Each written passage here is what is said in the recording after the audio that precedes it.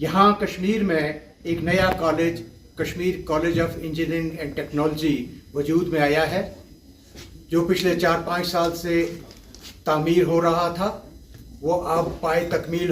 होकर इस साल उसमें इंशाअल्लाह हम एडमिशन कर रहे हैं। मैं आपसे ये अर्ज़ करूं कि अगर इस कॉलेज की दो जो वजूहात बहुत ज़रूरी हैं मेरी ज़ात के साथ जो वाबस्ता हैं, मैं आपके सामने पेश करूंगा। वो ये हमें एज ए कश्मीरियत की, एज ए लोकल होने की, एज ए दोस्तों की, एज ए फादर वालिद होने के नाते जो एक दर्द और हमदर्दी और शफकत है, उसने मुअज़्ज़न हुआ और उसने मुझे इस लेवल पर लाया कि मैं सोचूं कि क्या हमारे बच्चे, आप अगर जानते होंगे कि 5000 बच्चे हर साल हमारे कश्मीर से इंजीनियरिंग करने के लिए दूसरी रियासतों में जाते हैं, और ये आप जानते हैं कि जहाँ इतना बड़ा फाइनेंशियल ड्रिफ्ट है, वालिदैन पर इतना ज़रा प्रेशर आ रहा है बच्चों को बाहर भेजने के लिए, उनकी फ़ीस है, उनका रहना सहना, उनके किराया है,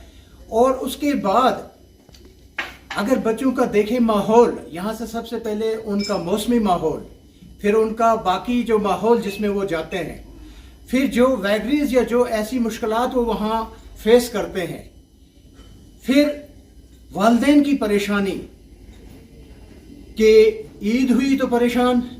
मैच हुआ तो परेशान, कोई प्रॉब्लम हुई पॉलिटिकल तो परेशान। इन सारी परेशानियों को मद्देनजर रखकर वालिदैन किस कदर परेशान होते हैं, और जो बच्चे वहाँ जाते हैं, सबसे बड़ी बात है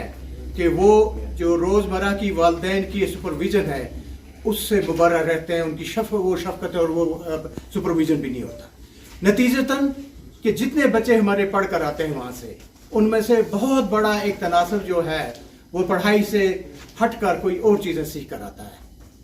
तो वालिदैन की किस कदर ये एक परेशानी है, ये जो शफकत वालिदैन के तौर पर जो मेरे दिल में एक बहुत बड़ी उमंग है, और ये एक सोशल हमारा जो सेक्टर है, इसको मैंने एड्रेस किया है।